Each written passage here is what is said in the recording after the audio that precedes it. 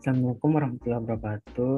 Nama saya Haidal Azhar, Prodi Manajemen Pendidikan Islam. Di sini saya akan menjelaskan tentang materi noun, di mana terdapat beberapa bagian yaitu countable dan non-countable, di mana kita harus dapat membedakan antara kata benda yang dapat dihitung yaitu countable noun dan yang tidak dapat dihitung atau uncountable noun. Dan dalam bahasa Inggris, karena penggunaan kata sandang dan kata kerjanya berbeda. Yang mana yang pertama yaitu countable noun. Countable noun digunakan untuk sesuatu yang dapat kita hitung menggunakan angka kata benda. Kata benda ini memiliki bentuk tunggal dan jamak. Bentuk tunggalnya dapat menggunakan kata sandang a atau n. Jika ingin menanyakan jumlah countable noun, kita bisa bertanya how many. Diikuti dengan kata benda jamak yang dapat dihitung. Yang mana contoh kata tunggal jamaknya yaitu seperti one dog, two dogs, one horse, two horses, one man, two men, one idea, two ideas, one shop, two shops. Mana contohnya, she has three dogs. I own a house. I would like to book please. And how many friends do you have? Selanjutnya, uncountable noun. Uncountable noun digunakan untuk sesuatu yang tidak bisa kita hitung menggunakan angka. Kata-kata ini meliputi nama-nama untuk ide atau sifat yang abstrak atau benda fisik yang terlalu kecil untuk dihitung atau tidak berbentuk, yang mana seperti cairan, bubuk, gas, dan lain sebagainya. Uncountable noun digunakan dengan kata kerja tunggal. Kata benda ini biasanya tidak memiliki bentuk jamak. Contohnya, tea, sugar, water, air, rice, knowledge, beauty, anger, fear, love, money, research, safety, evidence. Kita dapat menggunakan a or n untuk kata-kata benda ini. Untuk menyatakan jumlah uncountable noun, gunakan kata atau ekspresi seperti some, a lot of, much of it,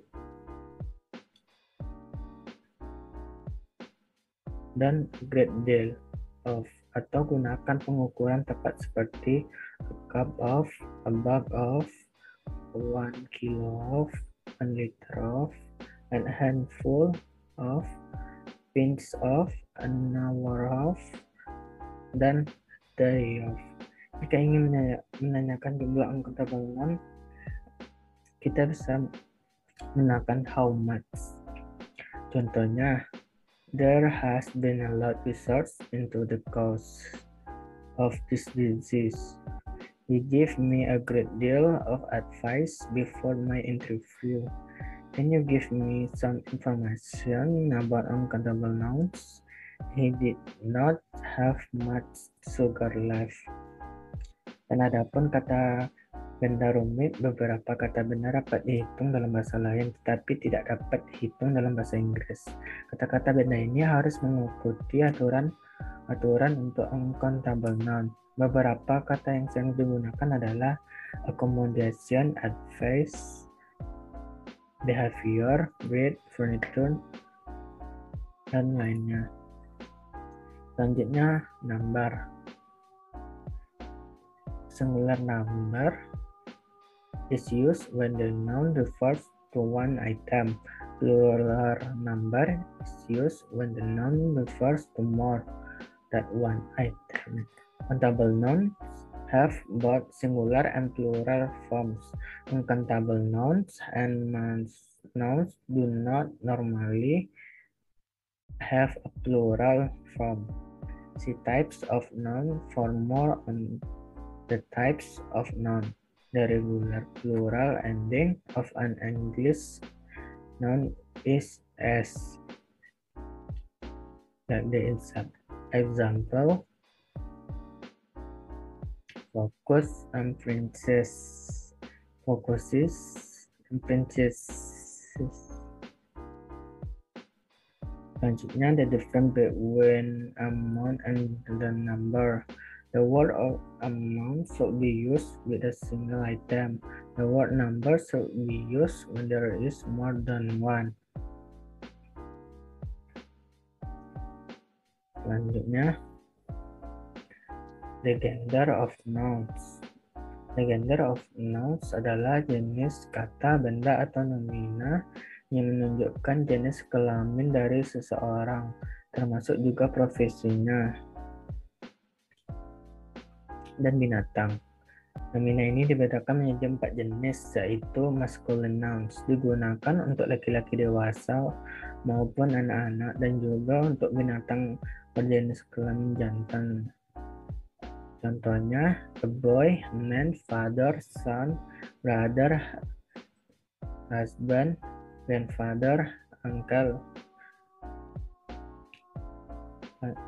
Next, feminine nouns digunakan untuk perempuan dewasa maupun anak-anak, dan juga untuk binatang berjenis kelamin betina. Contohnya girl, woman, mother, daughter, sister, wife, grandmother, aunt.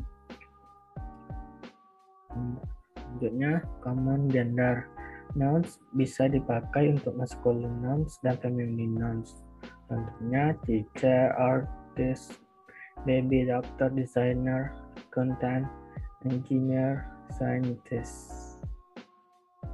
Selanjutnya, neuter nouns adalah kata benda yang tidak mempunyai gender atau tidak termasuk masculine or feminine nouns. Contohnya, ball, forest, building, gymnasium, broom, playground, cake, rock.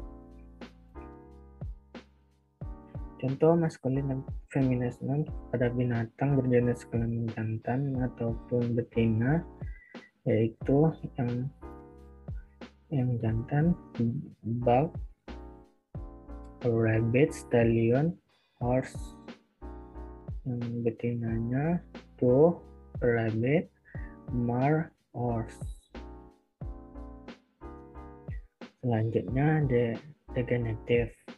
Genitive case khusus kepunyaan adalah suatu atau grammar dalam bahasa Inggris yang digunakan untuk kata benda, kata sifat, atau kata ganti yang mengubah kata benda lainnya. Definisi dari genitive case adalah sebuah aturan grammar yang digunakan untuk menunjukkan kepemilikan, yang mana ada beberapa pola genitive case yang digunakan dalam bahasa Inggris, yang mana berikut jenis dan penjelasannya. Yang pertama ditambah apostrophe.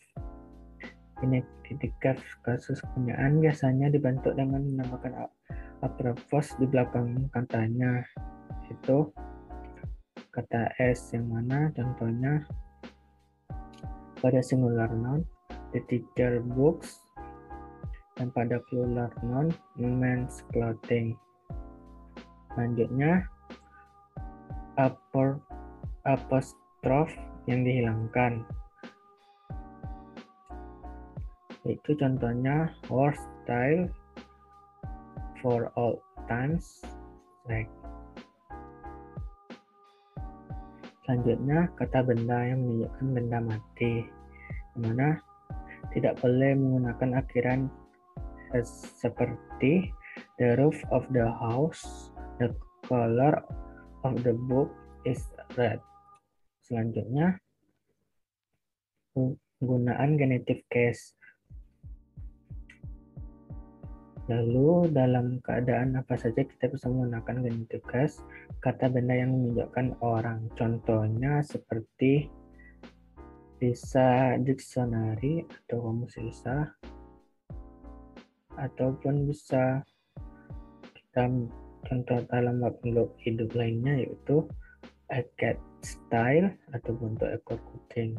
Selanjutnya genitive case atau sebagai penjelas, yang mana untuk penjelas kata benda lain, yang mana hanya ditambahkan pada tanda S, ditambahkan hanya pada salah satu kata benda, bukan kedua-duanya.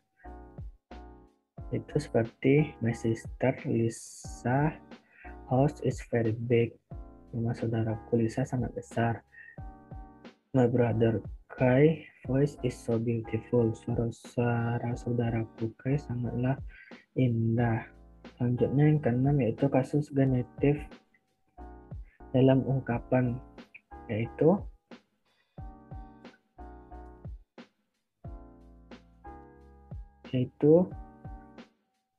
bila ungkapan itu dianggap sebagai kata benda gabungan atau compound noun dan menunjukkan orang atau sekumpulan orang, yang mana contohnya my son in law phone, telepon menantu laki-laki saya.